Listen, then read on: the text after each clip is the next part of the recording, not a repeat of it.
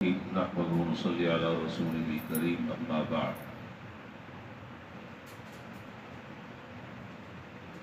قال النبي صلى الله عليه وسلم: ركعة الفجر خير من الدنيا وما فيها. وقال عليه الصلاة والسلام: لا تدعوهما وإن تركتكم الخير.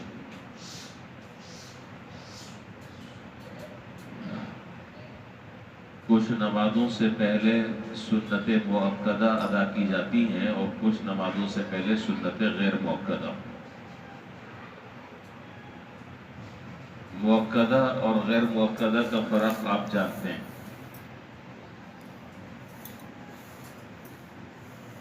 مؤکدہ سنتوں میں فجر کی جو 2 رکعت سنتیں ادا کی جاتی ہیں فجر کی نماز سے پہلے، فرض سے پہلے، اس سنت کی احادیث میں بہت زیادہ تاکید آئی ہے. چنانچہ یہ مسئلہ آپ کے علم میں ہوگا کہ حالت سفر میں اگر شرعی سفر ہو رہا ہے تو اس شرعی سفر میں فرض نماز میں قصر کا شریعت نے حکم دیا ہے کہ 4 رکعت والی نماز جو ہے وہ 2 رکعت ادا کرو، اور سنت مؤکدہ وہ غیر مؤکدہ کے حکم میں ہو جاتی ہے. لیکن فجر کی جو سنتیں ہیں 2 سنتیں مؤکدہ، وہ چاہے حالت سفر ہو یا حالت حضر ہو، اس کی معافی کی اجازت نہیں. وہ ادا کرنی ہے، لازمی ادا کرنی ہے، اس میں کوئی رخصت نہیں ہے.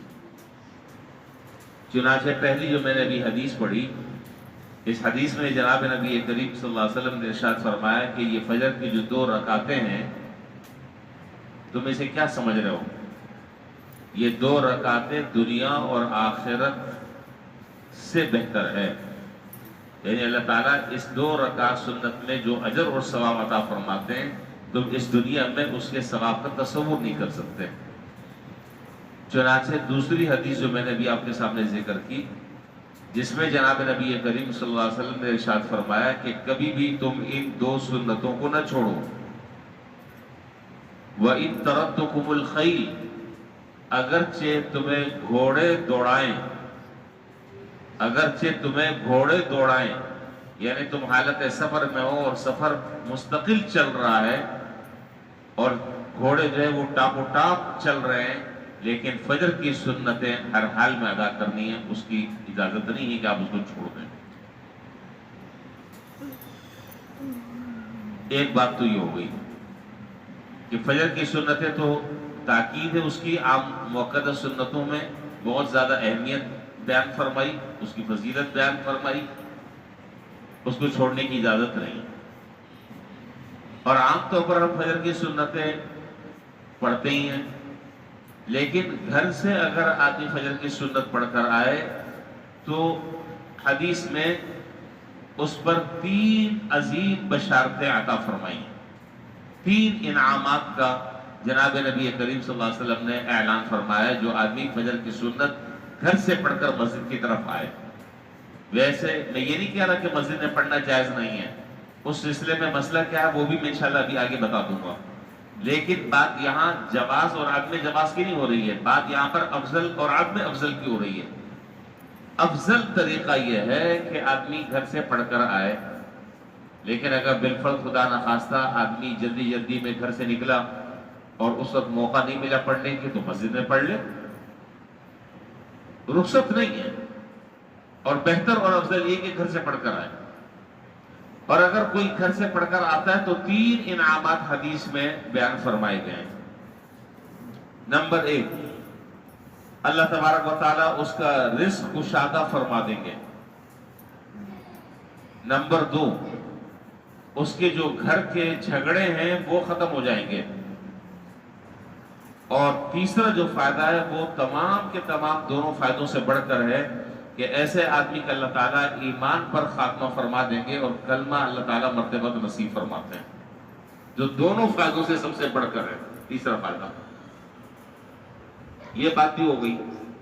تیسری بات یہ ہے کہ اگر فجر کی سنتیں آپ جلدی جلدی میں گھر میں آپ نہ پڑھ سکیں اور مسجد میں آ گئے، تو اب مسجد میں فجر کی سنتیں کہاں پر پڑھیں؟ اب اس کی دو صورتیں ہیں۔ ایک صورت تو یہ ہے کہ ابھی جماعت کھڑی نہیں ہوئی، ابھی جماعت کھڑی نہیں ہوئی، تو آپ جہاں پر بھی چاہیں، جس حصے میں بھی آپ مسجد کی سنت ادا کرنا چاہیں، کوشش یہ کریں کہ آگے سے آگے بڑھ کر سنت ادا کریں، تاکہ پیچھے سے اگر کوئی آدمی آنا جانا چاہے، گزرنا چاہے، تو اس کو انتظار نہ کرنا پڑے، بیچ چوراہے میں نہ کھڑے ہوں، بلکہ کسی اوٹ میں کھڑے ہو کر فجر کی سنت ادا کر لیں۔ یہ تو صورت وہ ہے کہ ابھی جماعت کھڑی نہیں ہوئی۔ دوسری صورت یہ ہے کہ جماعت کھڑی ہو گئی ہے، آپ ایسے وقت میں پہنچے ہیں کہ جماعت شروع ہو گئی ہے، اب فجر کی سنت کہاں پڑھیں؟ تو اس سلسلے میں فقہاء کرام رحمہم اللہ نے مسئلہ لکھا کہ کوشش یہ کریں کہ آدمی مسجد میں ایسی جگہ کا انتخاب کرے کہ جہاں قرات کی آواز کم سے کم آئے، یعنی دور رہ کر سنت ادا کریں۔ یہ نہیں کہ جماعت کھڑی اور آپ پیچھے جو ہے آپ نے سنت کی نیت باندھ لی، یہ طریقہ مناسب نہیں ہے۔ اس کے لیے دور جگہ کا انتخاب کرنا چاہیے کہ جہاں پر آواز قرات کی نہ آئے، یا اگر آ رہی ہے، سارے اسپیکر کھلے ہوئے، لوگ زیادہ ہیں، تو کم سے کم آواز آئے، ایسی جگہ کا انتخاب کرنا چاہیے۔ اسی طریقے سے یہ مسئلہ بھی 2-3 دن سے کچھ لوگ پوچھ رہے ہیں، تو خیال ہوا کہ جب یہ مسئلہ میں بیان کر رہا ہوں تو یہ بات بھی آپ کے سامنے آ جانی چاہیے کہ فجر کی سنت کب تک پڑھنے کی اجازت ہے، بعد میں کیا حکم ہے۔ مثال کے طور پر جماعت کھڑی ہو گئی فجر کی، آپ نے فجر کی سنت گھر میں نہیں پڑھی، افضل یہ تھا کہ آپ گھر سے پڑھ کر آتے، اب جماعت کھڑی ہو گئی ہے، اب کیا کرنا ہے؟ نماز میں شریک ہونا ہے، یہ پہلے موقع سنتیں ادا کرنی ہے۔ تو اس سلسلے میں مسئلہ یہ ہے کہ جیسا کہ میں نے ابھی عرض کیا کہ فجر کی سنت کی تاکید زیادہ ہے، لہذا اگر آپ فجر کی سنت پڑھنے میں مشغول ہیں اور آپ کو یہ اندازہ ہے کہ میں سنتیں پڑھ کر، سنتوں کو ادا کر کے میں جماعت میں شامل ہو سکتا ہوں، اس وقت تک کہ آپ کو فجر کی سنتیں پڑھنی ہیں۔ لیکن اگر کوئی آدمی مسجد میں ایسے وقت میں داخل ہوا، مثال کے طور پر کہ دوسری رکعت کا رکوع ہو چکا ہے، دوسری رکعت ختم ہو گئی ہے، اب ظاہر ہے کہ امام التحیات میں، اب اگر ویسے تو ہماری اسپیڈ تیز ہوتی ہے سنت میں، مسئلہ نہیں، ہمیں 5-6 منٹ نہیں لگتے ہیں، ہمیں تو لگتا ہے سیکنڈ لگتے ہیں، تو چل میں آیا تب ادب۔ تو اب اگر التحیات میں امام ہے اور آپ کا اندازہ یہ ہے کہ میں فجر کی 2 سنتیں مؤکدہ پڑھ کر جماعت میں شامل ہو سکتا ہوں اور جماعت مجھے مل سکتی ہے، پھر بھی فجر کی سنت پڑھنی ہے اور اس کے بعد جماعت میں شامل ہو جائے، لیکن اگر آپ کو یہ اندازہ ہو رہا ہے کہ اگر میں نے سنت کی نیت باندھی تو مجھے جماعت نہیں ملے گی، اب شریعت یہ کہتی ہے کہ اب آپ سنتوں کو فی الحال چھوڑ دیں، جماعت میں شریک ہو جائیں، اور اس کے بعد جب سورج نکل جائے، چنانچہ آگے حدیث میں ہے من لم يصلي ركعة الفجر فليصليها بعدما تطلع الشمس، کہ جس آدمی نے فجر کی 2 رکعتیں سنتیں ادا نہیں کی، بس اس کو چاہیے کہ وہ پڑھ لے جب سورج طلوع ہو جائے، جب سورج نکل جائے اس کے بعد پھر فجر کی سنتیں ادا کر لیں، ورنہ اس سے پہلے اگر جماعت کے جانے کا اندیشہ نہیں ہے تو اس سے پہلے فجر کی سنتیں بہرحال لازمی طور پر ادا کرنی ہے۔ اور ایک میں وظیفہ ہر سال بتایا کرتا ہوں، ماشاءاللہ بہت سارے حضرات پڑھتے ہیں، بہت سارے درمیان میں پوچھتے رہتے ہیں، تو اس سے اندازہ ہوتا رہتا ہے کہ الحمدللہ اس پر عمل کرتے رہتے ہیں، کہ فجر کی سنت اور فرض کے درمیان ایک تسبیح ہے، کئی دفعہ ہر سال میں بتاتا ہوں، تقریباً پڑھتے ہیں نا، بہت سارے حضرات ماشاءاللہ پڑھتے ہیں، فجر کی سنت اور فرض کے درمیان 100 مرتبہ سبحان اللہ و بحمدہ سبحان اللہ العظیم و بحمدہ استغفر اللہ۔ بس جتنا میں نے بتا دیا ہے اسی پر آپ اکتفا کریں، یہ 100 مرتبہ اگر تسبیح پڑھ لی جائے سنتوں اور فرضوں کے درمیان، یہ تسبیح آپ کب پڑھ سکتے ہیں، کب پڑھیں گے، کیسے پڑھنا ممکن ہوگا؟ یہ اس وقت پڑھنا ممکن ہوگا کہ جب آپ فجر کی نماز سے پہلے آپ سنتیں پڑھ کر فارغ ہوئے۔ اب یہ نہیں کہ نماز کھڑی ہوئی ہے اور آپ نے سنتیں پڑھی ہیں اور اب آپ اس کے بعد جو ہے وہ تسبیح پڑھ رہے ہیں، پتہ چلا کہ یار رکعت جو ہے وہ ختم ہو رہی ہے، یہ نہیں۔